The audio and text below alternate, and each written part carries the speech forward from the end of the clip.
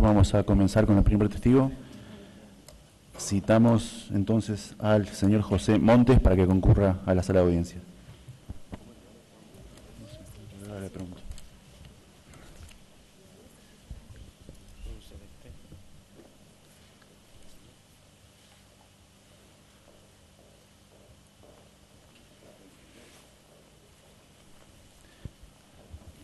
Señor Montes, buenos días.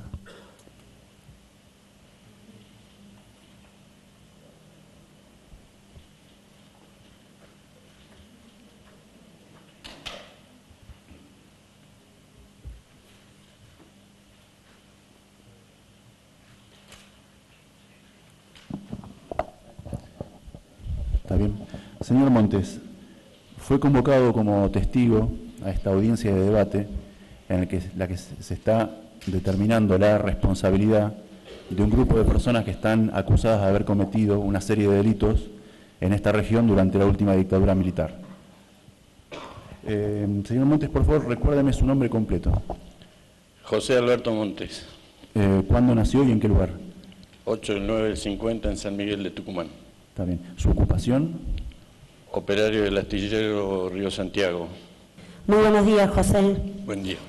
Yo, en primer lugar, quisiera que usted se presente para el tribunal, para las partes y para el público y nos cuente quién es usted. Mi nombre es José Alberto Montes, soy hace 33 años operario del astillero Río Santiago, que es la única empresa en el país que no pudo ser privatizada por medio individual por la lucha que llevamos adelante los trabajadores, y eso lo decimos y lo digo con el orgullo de haber resistido las privatizaciones de los años 90. Hace 43 años que soy militante de lo que hoy se conoce como el Partido de Trabajadores Socialistas, milito desde esa época. Bien, en función de esto que usted comenta, que es militante, yo lo que le quiero preguntar es para que usted nos diga por qué empezó a militar usted y bueno, cuál era la estrategia de su partido. En los años 70, como todos los jóvenes que entrábamos a la vida política en esa época, lo hacíamos al calor de lo que se definía como un proceso revolucionario a nivel mundial, que había iniciado en el Mayo francés en 1968 con las movilizaciones estudiantiles a las cuales se sumaron los trabajadores con sus sindicatos, con una frase que hoy comienza a sentirse de nuevo en las calles de Francia con las movilizaciones de miles de estudiantes universitarios y secundarios, frases tales como la imaginación al poder, y tanto en el 68 como en la actualidad los estudiantes marchan a las puertas de las fábricas, se dirigen a los obreros diciéndoles tomen de nuestras frágiles manos nuestras banderas de lucha porque ustedes son los únicos que pueden llevarlas al triunfo. Lo hacíamos apasionados por entrar a la vida política, donde la militancia no era algo que era despreciado, que no era tolerado socialmente. Es más, si uno no militaba en esa época en cualquier tipo de organización de las muchas que existían en esa época, quedaba aislado socialmente. Para decirlo en criollo, era considerado medio un estúpido. No tenía relaciones sociales, no tenía actividades sociales. Y lejos de lo que se intenta demostrar en los juicios a los genocidas, como los que están acá presentes, no había una guerra, no se militaban porque eran embaucados o éramos embaucados los jóvenes, sino porque lo hacíamos con la firme convicción de que había que acabar con la explotación del hombre por el hombre, que había que luchar por revolucionar, cambiar la sociedad de raíz, en lo que en esa época se decía que había que hacer una revolución, y tampoco estaba en discusión si la revolución tenía que ser socialista o no. Los debates que se daban en las distintas organizaciones militantes era alrededor de cuál era el camino o la estrategia que debía llevarse adelante ese proceso revolucionario. Los debates se basaban en relación a la posibilidad de llegar al socialismo vía pacífica, como era el proceso de la Revolución Chilena con el triunfo de Salvador Allende en el año 71, que asume el gobierno después de una elección, si era el que propugnaba las organizaciones guerrilleras de esa época, a las cuales yo tenía diferencia en relación al método, no a la disposición a la militancia, porque había que tener valor suficiente como para estar dispuesto a dar la vida por un ideal que yo en ese momento y aún en la actualidad considero errado, pero no es el tema que me parece que tenga que discutirse hoy. Y estábamos los que planteábamos la necesidad de una organización de los trabajadores, los estudiantes y el pueblo pobre en una organización política propia, en un partido de trabajadores revolucionarios. Esos eran los verdaderos debates que se daban en los años 70 cuando nosotros entramos a la vida política militante, en las cuales muchos de ellos son las víctimas de lo que vino después en el año 76. Bien. En función de lo que usted nos estaba contando y de su profundo conocimiento como militante en la década de los 70 y siendo que en estos juicios se debate justamente qué es lo que ocurrió durante la dictadura militar, yo lo que le quiero preguntar es si usted nos puede decir cuál es su visión acerca de lo que ocurrió durante la dictadura militar, si a su criterio existió un plan, y en su caso, para que nos diga quiénes creen usted que impulsaron ese plan que se desató durante la dictadura militar y cuándo comenzó, si es que comenzó el 24 de marzo, si usted considera que comenzó antes. Hay una canción que dice, si la historia la escriben los que ganan, eso quiere decir que hay otra historia. Si uno intentara describir la dictadura a partir del 24 de marzo, tiene un límite enorme, porque ese proceso no empezó el 24 de marzo de 1976, sino que empezó mucho antes. Esa expresión, pero para poder entender la dictadura genocida de 1976 encarnada en Videla, Macera y Agosti, habría que hacer un poco de historia y referirse, que es lo que voy a intentar hacer, a la importancia que tenía la clase obrera argentina, a su historia de lucha y combatividad desde su nacimiento, que llevó a que un historiador marxista belga, Ernesto Mandel, en un reportaje le preguntaron hace un par de años si qué posibilidades veía él de que volviese a triunfar el fascismo a nivel mundial. Este historiador marxista belga, Ernesto Mandel, contestó: veo imposible la posibilidad de que se vuelva a instaurar un régimen como el fascismo si los países imperialistas, la burguesía a nivel mundial, no derrota a una de las tres clases obreras más combativas del mundo, que es la clase obrera argentina. ¿Qué quiero decir con esto? ¿Y qué quería decir Mandel con esto? Que nuestra clase obrera argentina, como parte de la clase obrera internacional, no nació de un repollo, no nació de la noche a la mañana, fue producto de jornadas y gestas heroicas, de triunfos y batallas desde sus inicios, y gestas heroicas como la Semana Trágica en 1919, la Patagonia Rebelde en el levantamiento de los obreros rurales en la Patagonia en 1920, la resistencia peronista al golpe gorila de 1955,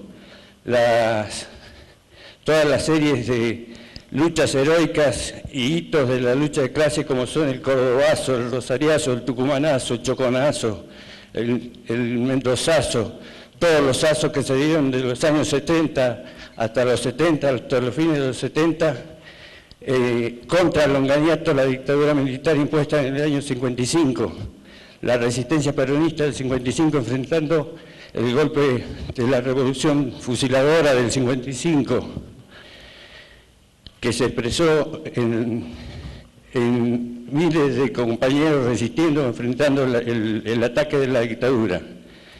Toda esa combatividad después se expresó en los años 70 en el surgimiento de nuevos tipos de organizaciones, como es el clasismo cordobés en Córdoba, de los sindicatos combativos que no se dejaban subordinar no aceptaban la subordinación de los dirigentes sindicales de esa época, que se aliaban al gobierno o dejaban pasar los planes de ataque, que si uno hiciera un dibujo en una placa radiográfica del plan económico de la Revolución Libertadora, de un plan económico del ministro de Economía, creo, Bacena, del gobierno de Onganía, de la dictadura de Videla, de Martínez de Oz, del gobierno de Menem, con Cavallo, y si tomáramos la actualidad, el gobierno de Macri, y ponemos toda esa misma foto, vamos a ver que es la misma imagen, que es ataque a la clase trabajadora, ataque a las condiciones de vida de las masas, ataque a las condiciones sociales y estructurales que tiene la clase obrera y el pueblo. Entonces, la resistencia de la clase obrera, la combatividad de la clase obrera argentina era enfrentando esos planes de ajuste. El plan de la dictadura solamente se puede entender el genocidio en la que desaparecieron más de 30.000 compañeros, de los cuales el 70% no eran guerrilleros, no eran loquillos sueltos, no eran jóvenes que eran llevados en forma de no saber lo que hacían, eran obreros y estudiantes que fueron asesinados, Diríjase al tribunal. Discúlpeme, señor presidente. Diríjase al tribunal. Usted mira al tribunal. Sí, de todos modos, señor presidente, le voy a solicitar, por favor, le voy a solicitar, por favor, que nuevamente haga saber al imputado Di Pasquale que tiene que guardar silencio. Está muy bien. Está advertido, señor Di Pasquale. Lo que yo le refería... Una pequeña disquisición.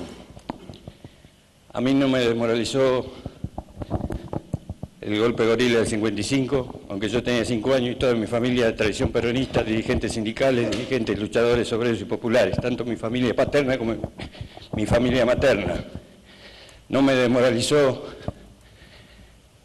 la dictadura de Onganía, no me desmoralizó el golpe genocida del 76, no me desmoralizó la hiperinflación de Alfonsín, no me desmoralizó el ataque neoliberal de los 90, menos me desmoralizaron los provocadores, genocidas, asesinos que asesinaban y torturaban a los trabajadores. Silencio, por favor. Silencio, por favor. Le voy a solicitar a la querella. Silencio, por favor.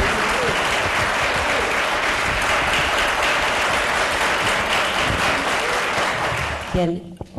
En función de lo que usted nos está comentando, yo le quiero preguntar, a su criterio y con su profundo conocimiento desde su militancia y desde su lugar de obrero, ¿cuál cree usted que fue el rol concreto que tuvo el imperialismo en el plan genocida, en la dictadura militar?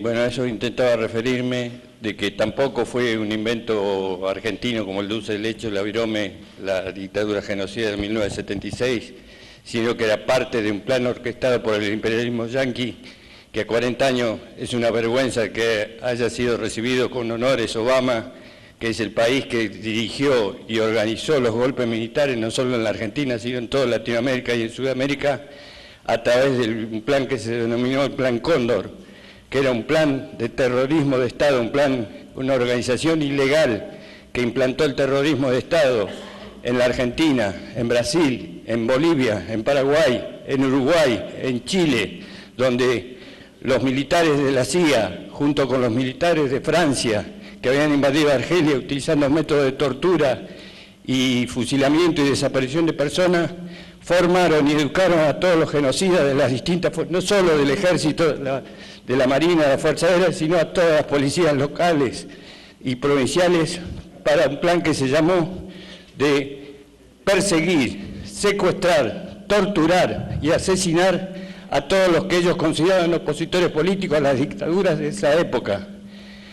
No es casual que fueran tan sangrientas, porque tenían que derrotar y acabar con una resistencia obrera que ni el propio Perón pudo evitar o pudo desviar cuando vuelve en el año 73, porque no solo por la muerte de Perón, sino porque la clase trabajadora había empezado a enfrentar los planes de ataque expresados en el plan económico de Celestino Rodríguez, con que se llevó una movilización de más de 200.000 trabajadores en Plaza de Mayo para quebrar ese plan económico de ajuste en contra del propio gobierno peronista. Y yo me quiero referir en particular para mostrar la hazaña y la brutalidad con que se llevó adelante esta ejecución de la desaparición de los 30.000 compañeros desaparecidos. La fábrica donde yo trabajo es el astillero Río Santiago, en la ciudad de Ensenada.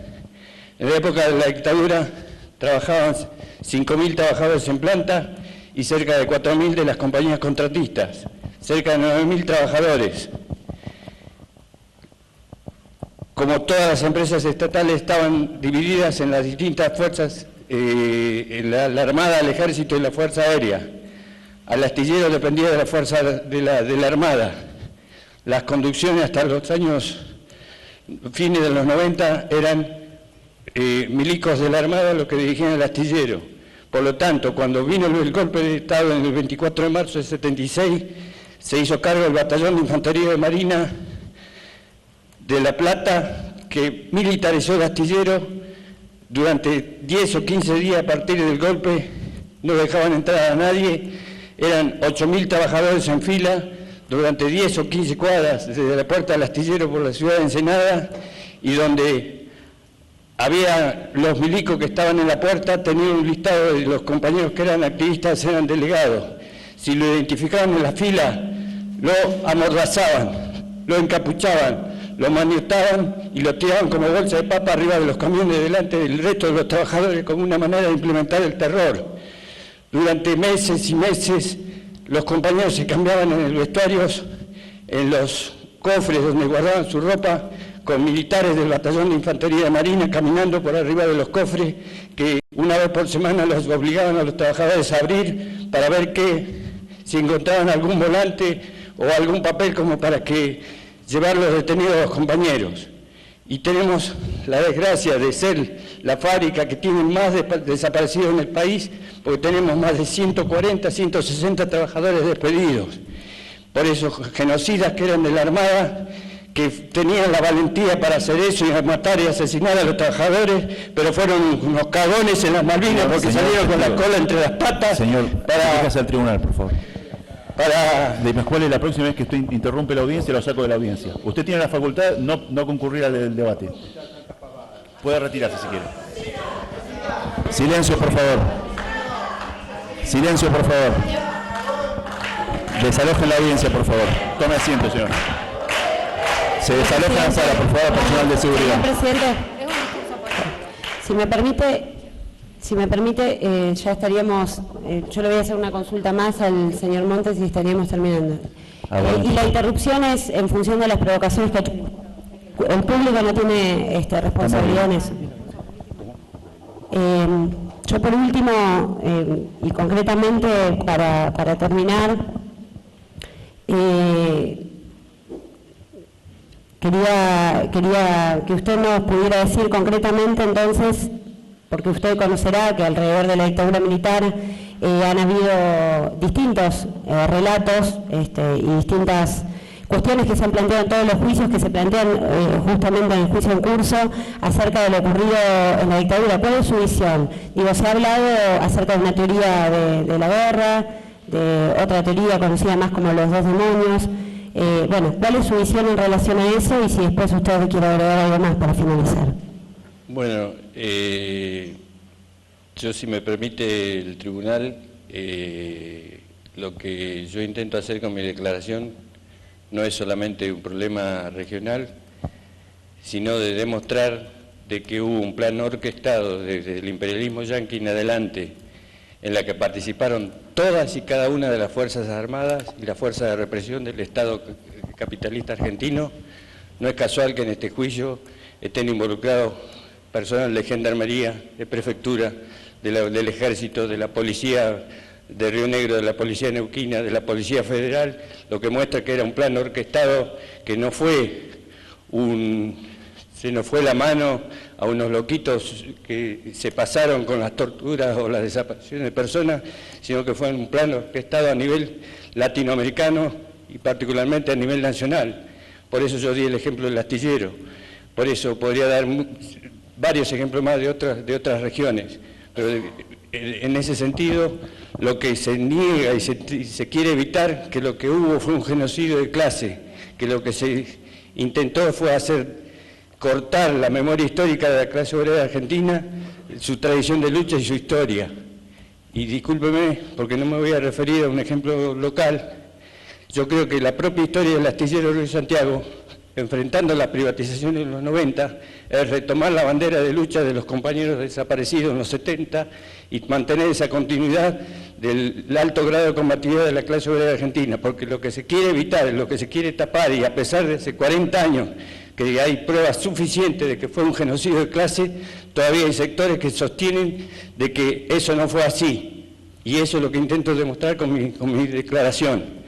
Entonces, reafirmar lo que vengo sosteniendo de que lo que hubo fue un claro genocidio de clase para hacer desaparecer a los principales luchadores obreros y populares. Y yo, para terminar, ya que el miembro del tribunal me pide que me refiera a los hechos regionales, quisiera terminar leyendo la lista de los trabajadores desaparecidos de la región. Compañero Celestino Aigo. Compañero Orlando Cancio. Compañero Jorge Domínguez. Compañero Horacio Ardelo. Por favor, llámelo a orden.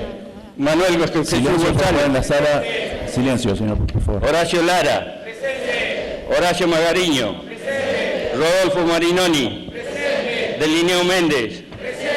Mateo Nieto. Por favor, personal de seguridad, vayan desalojando la sala, por favor. Salvo la primera línea, por favor.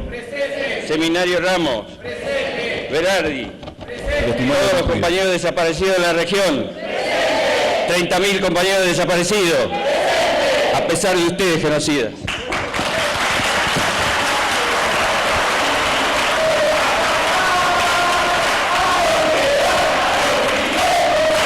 Pasamos a un corte intermedio. Doctora, ¿usted tiene más preguntas? Está desocupado el testigo.